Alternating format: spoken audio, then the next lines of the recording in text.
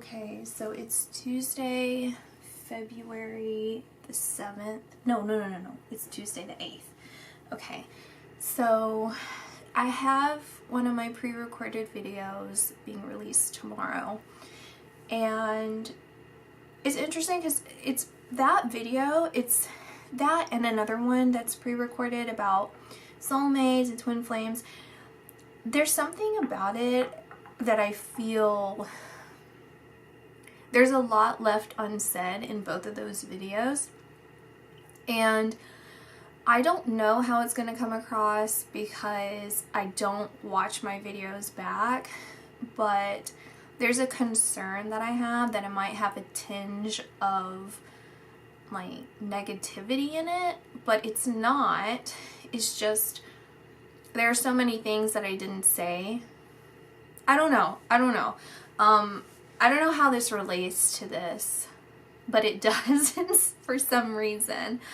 And so in February, like I actually decided for myself that I was just going to have those pre-recorded videos and I would focus on releasing the other ones that I still have to dismantle. It was like such a fiasco last year and maybe the year before of trying to get them off of the computer and all of that, the memory cards. They're really important videos. They're pertinent to the times, and I think, like I've said in other videos, like the timelines are changing somehow. So they're even more relevant and important if I could figure out how to, the time to do that. But it seems like that's not the pace that I need to go right now since I'm posting all these other videos. And I'm talking, all of this sounds like I'm just telling you what's going on with me and like the direction of this channel, which I am, but I'm telling you the whole of everything because it somehow relates back to Cardi B. How? I don't know right now. So I just did a video on Chesley, right? And that's a very important and special video to me because of the context of what's in there and the fact that it's a huge lesson for me, and I see this even now for Cardi and all these other videos in February and even leading up, where I personally have a plan for myself, and it just so happens that there's another plan for me. And sometimes, it's okay. Like, you have the choice to do what you want to do in your life. You have that ability. I'm talking for everyone who kind of has this range of free will within like your life circumstances, right?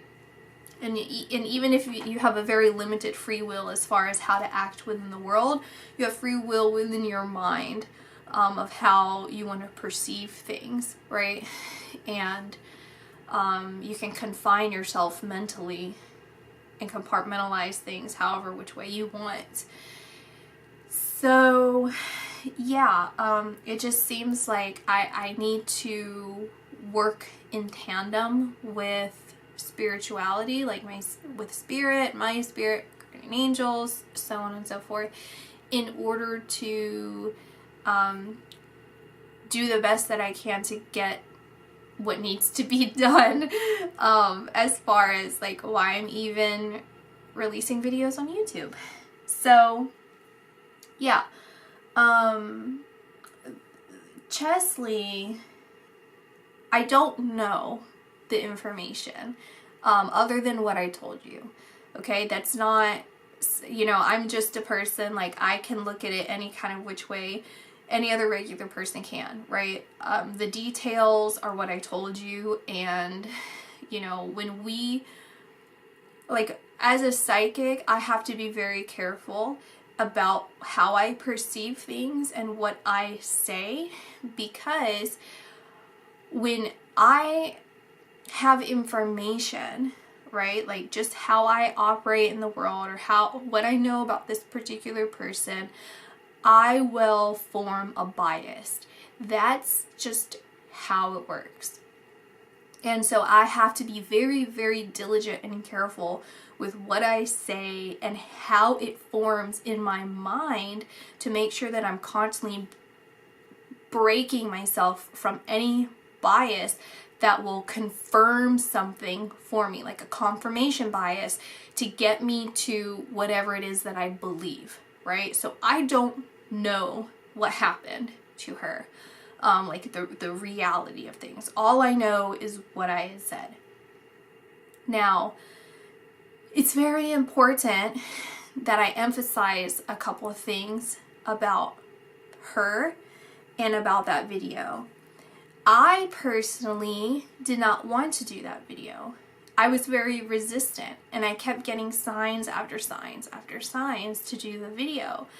And I felt very strongly her spirit telling me to do this video. And normally, I don't know what it is.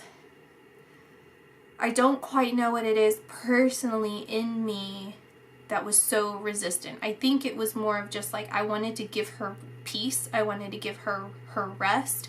I wanted to honor her and let that be, it. And I didn't want to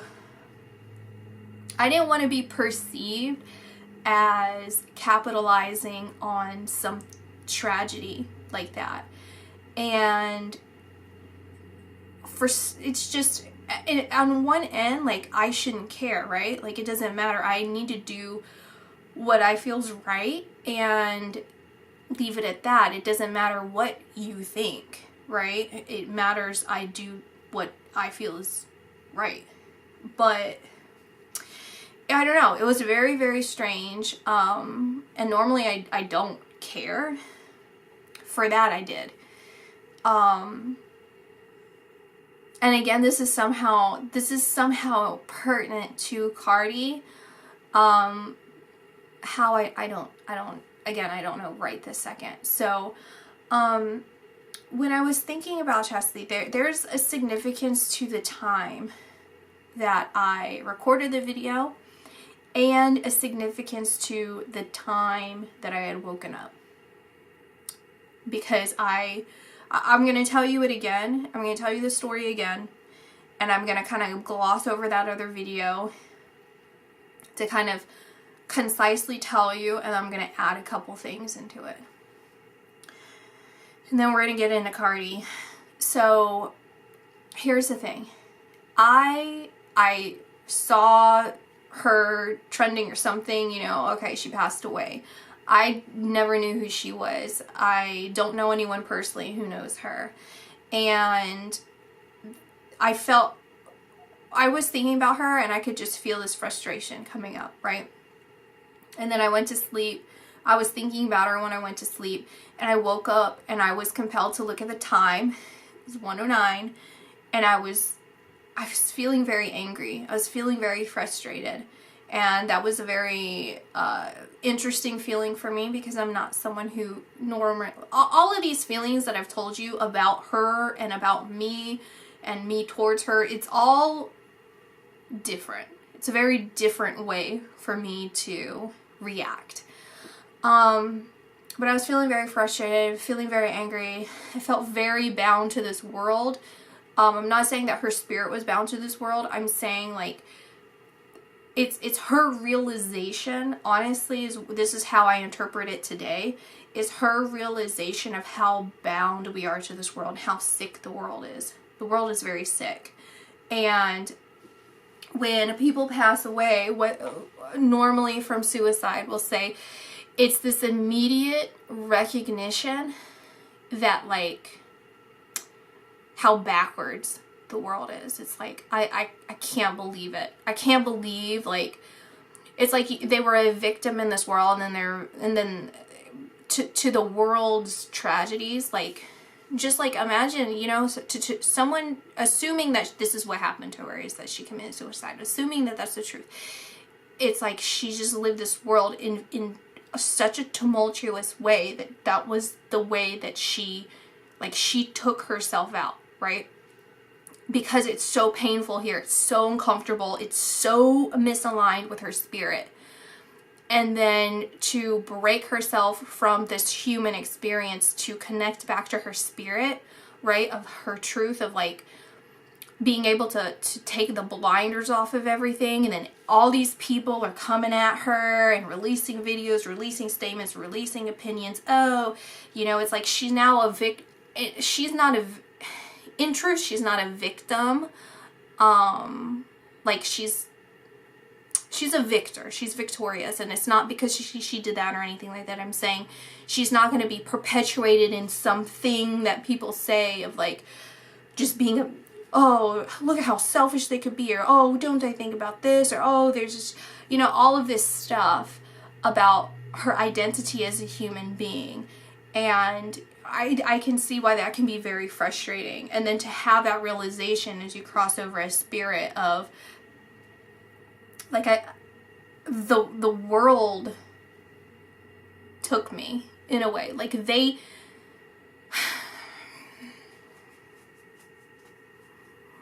it's a compassionate sense of realizing why you shouldn't have done it. Okay?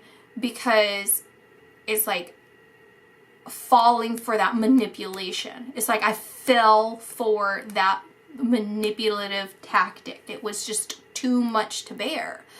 And if you watch any of my other videos, you'll see that like I've had my own struggles with these kinds of thoughts or actions, I guess. And so I get it in some way, in some capacity. I'm not going to say I get it for, like, we're all not the same. I don't know.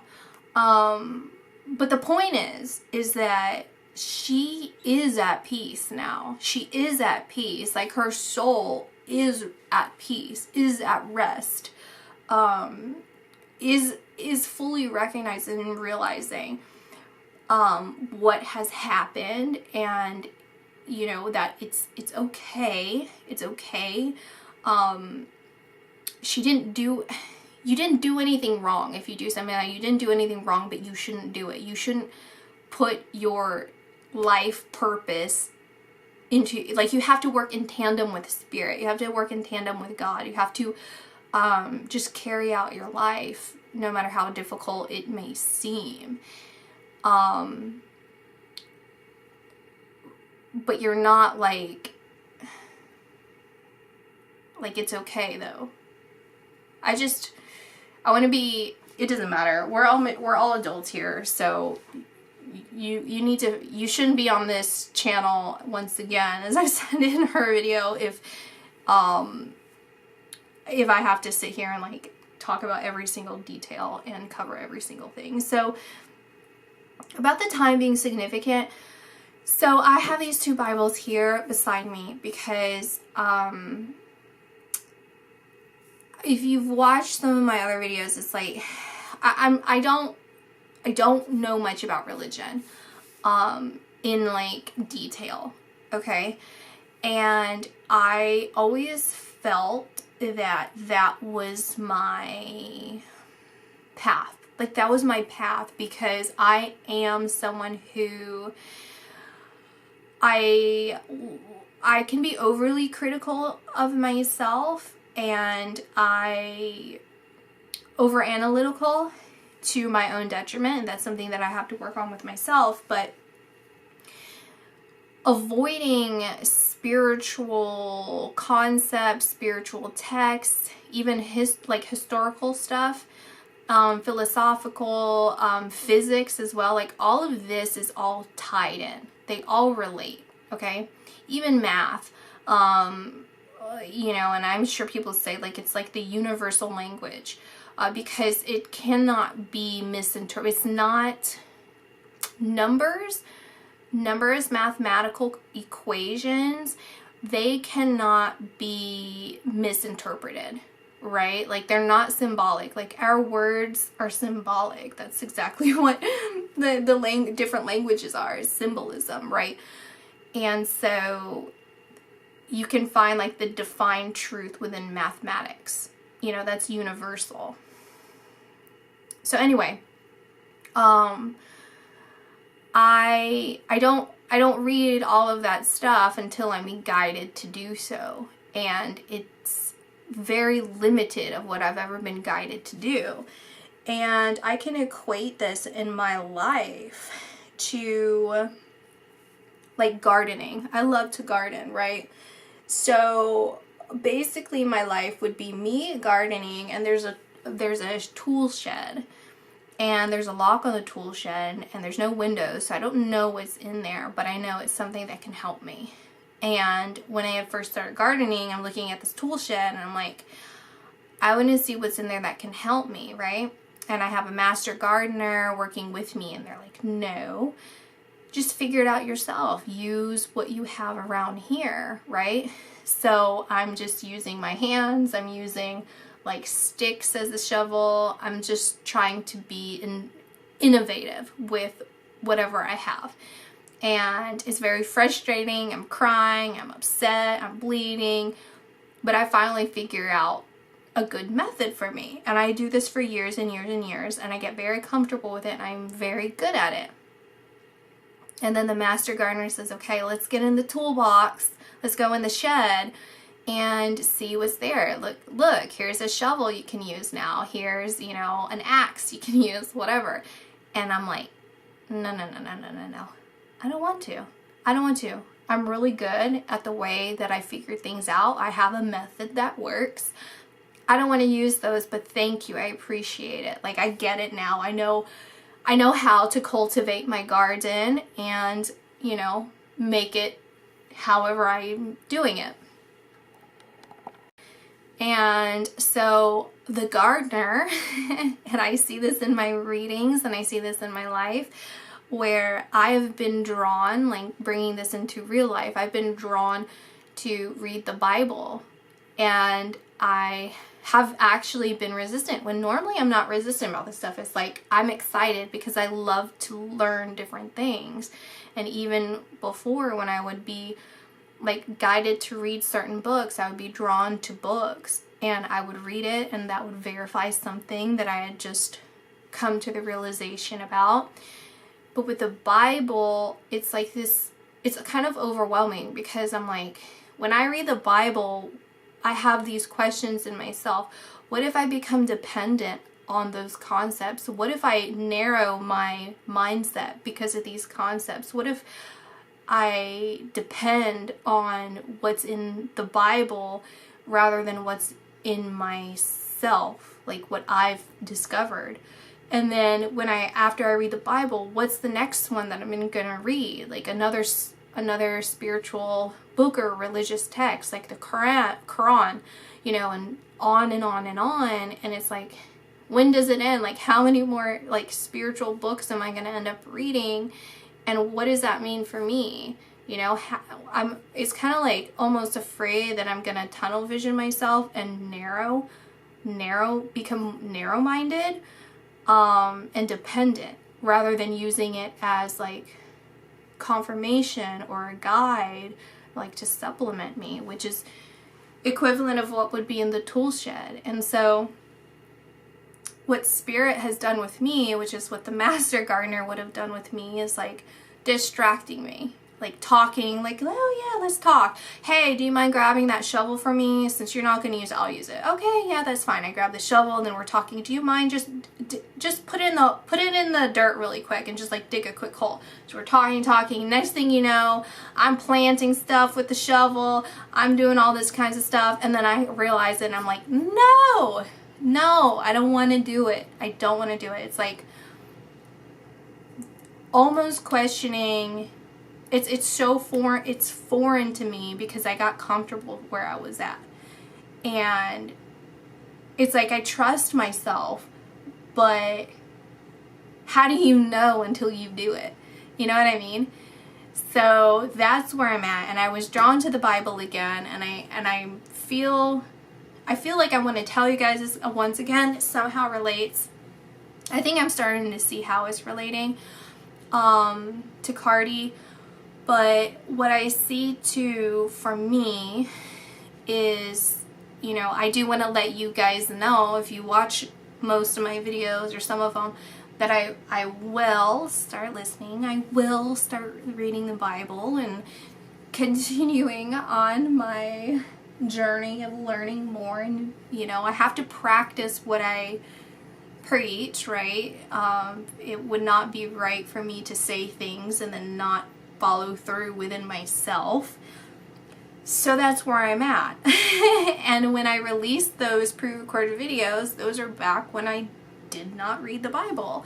But I was guided to go through the Bible at some points. So anyway, the numbers, I'm being drawn to Timothy. Timothy is the name. So this is not even a Bible. What is this? Bible readings for the home circle. Okay. I don't know what that is. This is a Bible, the Holy Scriptures. So, and that's the thing, is like, why do you even have, you don't even know what it is? I know. I don't know. I was like guided to get these books. I don't know. It's really weird. But anyway, where would Timothy be? I was drawn to Timothy. Oh, I just saw it. No, is that Deuteronomy? Okay, point is, we won't even go through here because I don't know where it's at. I was drawn to Timothy with regards to Chesley. And it's like 1 through 13. So I'm seeing Timothy 1 through 13. And I'm seeing, I don't know if it's all chapters or if it's chapters 1 and 2. And I'm being drawn to Acts 1, chapter 1, verse 9 or something like that. It's like, because 109, so it's like 109, like 11, like 9 through 11, or something like that. And maybe Proverbs, something like that. It's very, those are very, very important. And something I didn't say in her video, and I find this very strange, it's something that I've been thinking a lot about lately. Something's going on. Something's going on. I don't know what the Bible says about the second coming of Christ. I don't even know, like, when the Bible talks about, like, God reigning on the earth, or he does something, like, how does that translate within, like, the rest of the world? Was this just in this regional area? Like, what was going on in the rest of the world? I have a lot of, like, beliefs and questions about that. And I think every religion has its place, and I personally have a belief about Christianity and why it came to play, and their role, right, versus other religions and the way that they conduct themselves. And everyone has their place, so it's like you can't compare in the sense of, like, we have different methods of spreading the same message. And so the interesting thing about people who have been passing away lately is that they're not coming back to earth. And it feels like a shift. There's like a shift in why they're not, is what I'm seeing. And, you know, it's different because, obviously, like, if you follow with what I say, like, I have different beliefs of, like, where we go, like, where our spirits go. Well, why so, what are the odds, like, what are the chances that all these people that I've done readings for that have passed away are not coming back? Is it because there isn't something here? or is something radical going to happen? And through Chesley, I had that realization, that feeling of the density. It's not a realization because it's something that I already knew and felt and am fully aware of, but it was through her of like really feeling that and really seeing that. And the biggest message that I got from her, which here's the thing too, is like, this is me speaking outside of all of this, is like, I understand why some people are invested in what happened to her. I think that everyone has their place. So if you have like a nosy neighbor, sometimes it pays off to have a nosy neighbor because they're watching everything that's going on. They can pick up on something that doesn't seem right, and they can solve a crime, or they can save your life if like your house is on fire and they're just staring at your house all the time, like stuff like that, right? They can identify a stalker or something, like all of that. There's always a good reason sometimes, not always, and so okay, you get the point. So I get that, and I also understand the frustration on her end of saying like, it doesn't matter. It's like, fine, even if that happened, that's not the bigger picture of what I want to get across and what I want to say. The bigger picture is that this is something that truly happens to people. People are in America and in other countries who do it to themselves. There's a lot of pressure and stress, and the world is in a perilous state. It's very backwards.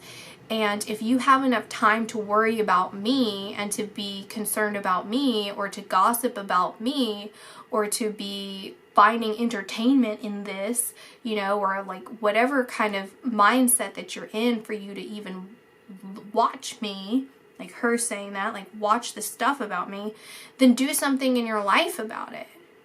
Like worry about your own life, worry about how you can make your life better, how you can be happier, how you can make a positive impact on the world, and worry about the people around you, and be loving towards other people. Find ways that you can see why everyone in this world deserves love, even the people that you feel like you have so much anger towards. Find why they deserve love, and then find more reasons why they deserve love on top of that. Like, force yourself to become better, to heal everything within you so that you can see the bigger picture. So that's the biggest message that she's consistently has said, and then something in the Bible that she's pointing towards. And it's very important. It's very, very important that we do that. It's very important, is what I've heard and saw and feel compelled to say again. And again, it relates to Cardi. So I am going to start now, finally, on Cardi B. And here's the thing, is I really like her. I don't know much about her, just energetically, and I did a reading a long time ago about her. It was very short, and all I remember, because I went back and looked at it like however many months ago, it was like a very short reading, and it was like, you're doing a good job. That was basically it. And she just, I really like her. I really like her energy, and I do have this like slight indication. It's like a dichotomy. It's like on one end there's like a lot of darker aspects and a lot of like worldly things that I personally would not approve of and spiritually do not approve of. But that's like, it's like a split mind with her. Like, that's one thing, but then on the other end, I can see like the purity in her. I can see just the beauty in her, and the kindness and the gentleness and the generosity. Like, she's a very generous person, a kind person, a loving person, a compassionate person, a passionate person, passionate and compassionate, and strong and delicate. Like, there's just, she exudes so many beautiful qualities. It's blinding the parts that are a little gray. They're a little gray. And I don't know, I really, really like her. I like her a lot.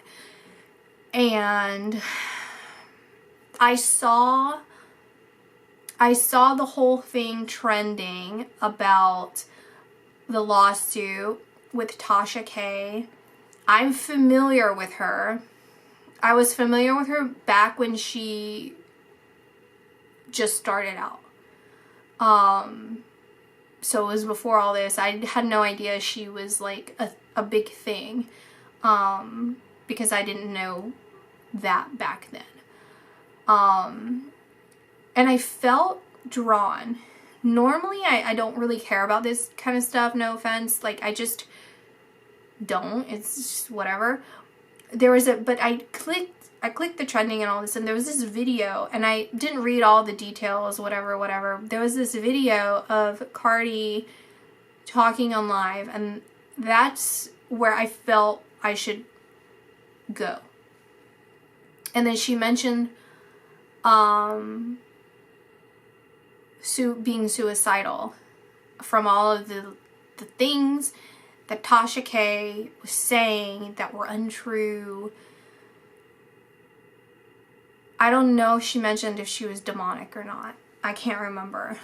And this is where everything's making better sense for me of why this is all coming together.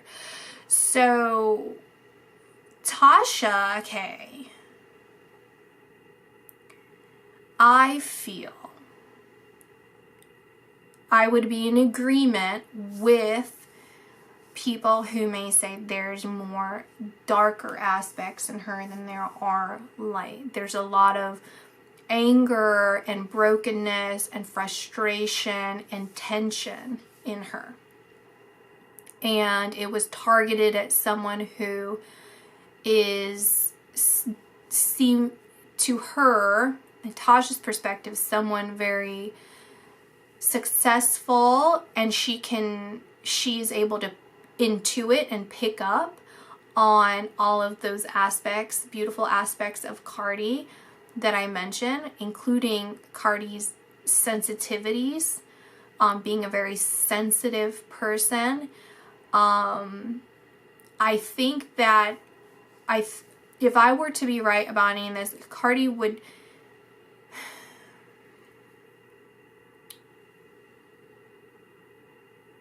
intentionally build a wall, block herself off, right? As if I am this strong person. But the problem with that, right? The problem with that is when you build the wall up, nothing can come in, but everything that's inside can't be released. So any problems within the castle are stuck within the castle. And that's where issues can arise in that as well. And there are people, I feel like Tasha, who are relentless in their pursuits of hurting someone and driving them. I don't know if this would have been intentional or if she was even aware of this in her own awareness, or if this is just like a spiritual takeover, which it doesn't even have to be. The thing with like spiritual takeovers is like when you're under the influence of drugs or alcohol, you are more susceptible to spiritual attack. And when you are a negative person, you're more susceptible to spiritual attack. It's like when people can lash out if they don't have some sort of mental disorder, which usually mental disorders that are not like in your DNA, right? They're not, there's something else. That is a representation of something that's going on spiritually, okay? And how that represents in the world varies for everybody. Now, when you are a normal, healthy person and you're doing all of these negative things, you can and will likely be under spiritual attack. How intense that is and how that fluctuates and how it comes in and out of your life depends on the person. And yeah, so anyway, not to get too much into that woo-woo stuff. Well, it's not woo-woo, but it probably, whatever. I do feel that Tasha would have felt in some way, whether she was aware of this or not, of, well, if Cardi follows through with those thoughts that she's intuiting, Tasha's intuiting this, is that who is there to defend Cardi from that stuff anymore? And what does that feed Tasha K? Like, what does that feed her? What does that make her, what kind of fulfillment does that create in her? So never, this is for Cardi and other people, is never back down out of your life. Never, never, never give power to those thoughts. It's difficult from time to time, and people can be relentless in their pursuits of dragging you down. But don't ever give up. Persevere, and purify yourself and your life in whichever ways that you can, the best ways that you can, so that you can set yourself up for success. You don't contribute to these attacks that people have on you. Because to go back to that video that I did on Cardi, however long ago, like maybe almost a year ago now or something, you're on your path. You're on your God-given path. And so you're going to have, everyone has this, but especially when you're on your path, you will be tested. Is this really what you want? Are you really willing to do the right thing and continue forward on your path? Because there will be other temptations, and how that appears is in different ways. So think Cardi, so I'm going to switch over to reading directed at Cardi as if I'm speaking to her.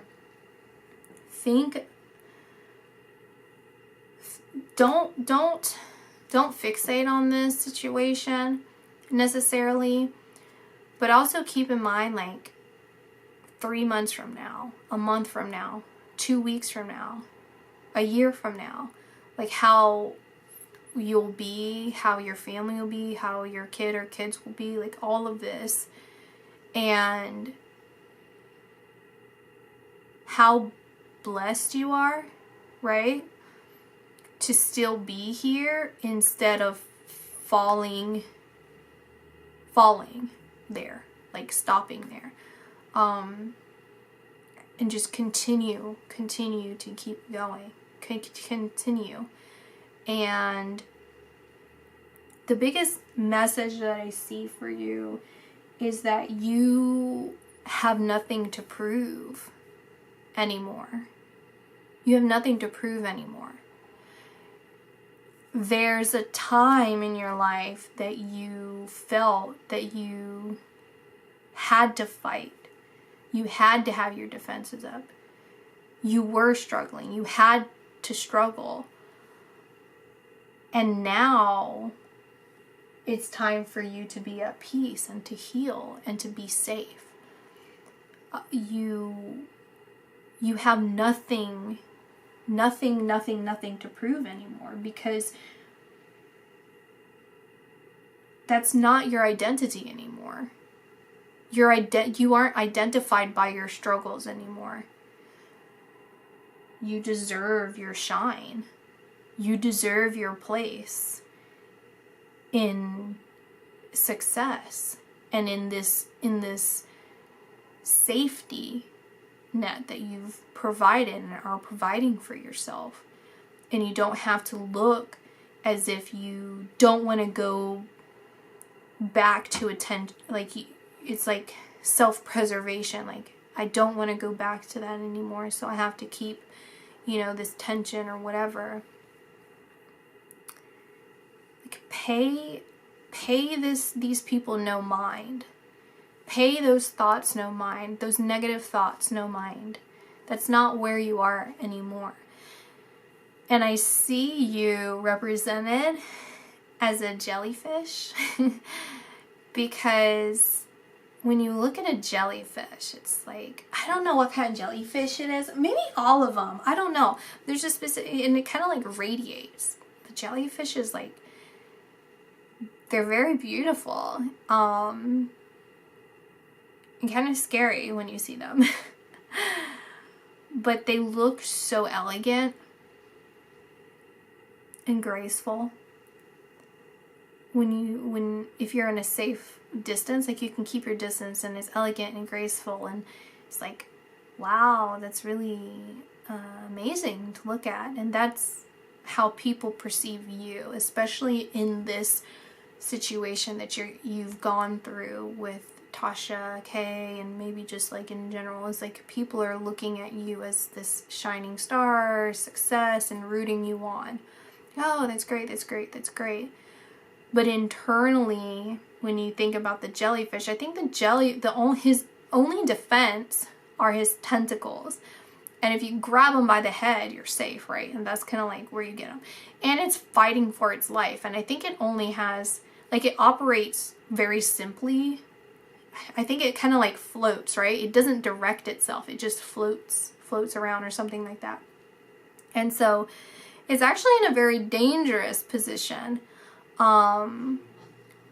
And so I see you perceiving yourself as this jellyfish. It's like, yeah, people are looking at me and rooting for me, but they don't know internally I'm scared. Internally I'm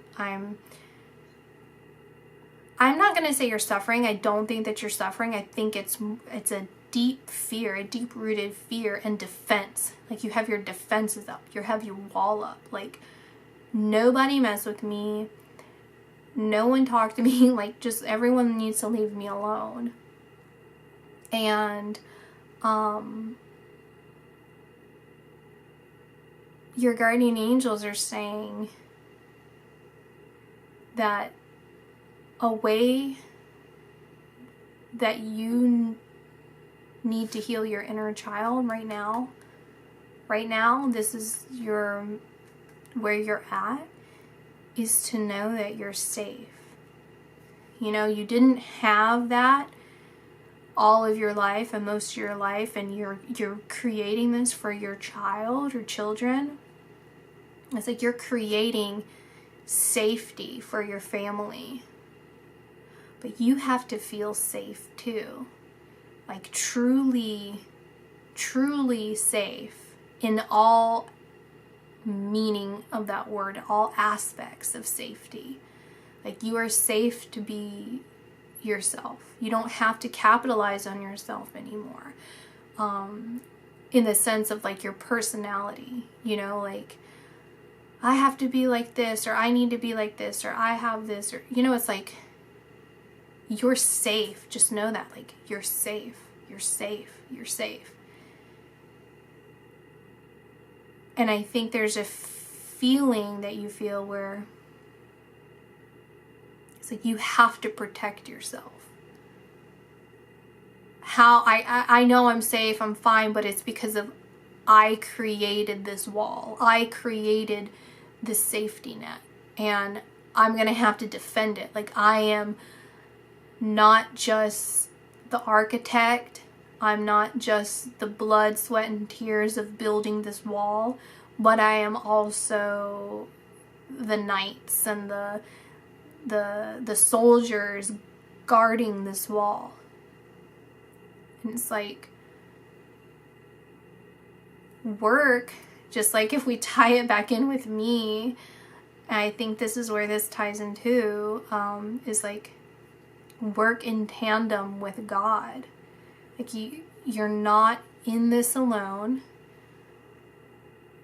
You don't, there comes a time in life, and I think it was appropriate at the time of you building who you are.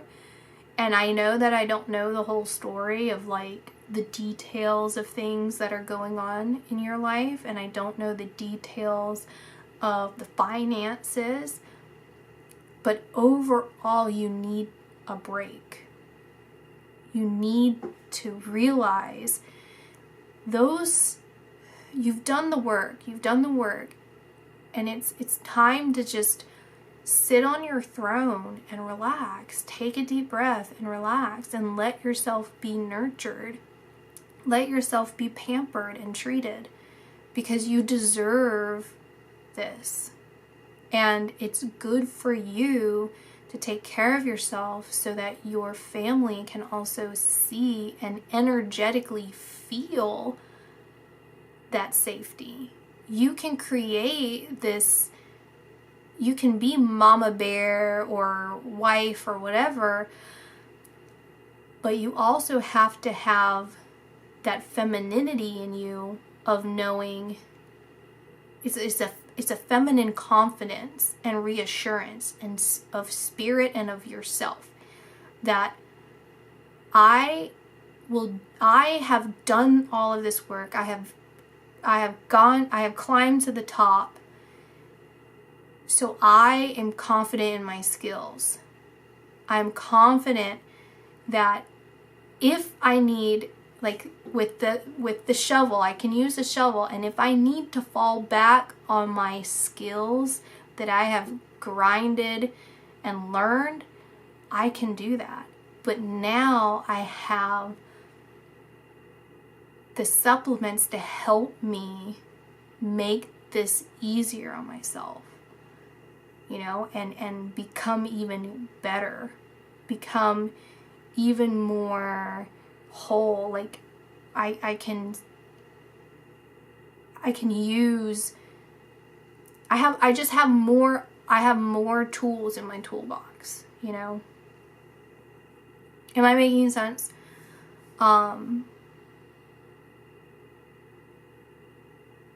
That's the biggest thing, is to just reflect on your past and be grateful in the future, continuously be grateful. And it's like showing gratitude in the present, like in the future and now, in the present. So it's like when you reflect on the past, it's like, here I am now. Wow. I'm safe. I'm safe. I'm safe. I know that anything that comes at me, I know that anything that I need to do, I will be able to persevere. I will be able to do all that. And I don't have to feel tension. Like I think that's the biggest point of like the inner child healing, is like letting God and like your guardian angels parent you. Like those are your parents, you know, like they're saying like, release control, we have you, go play.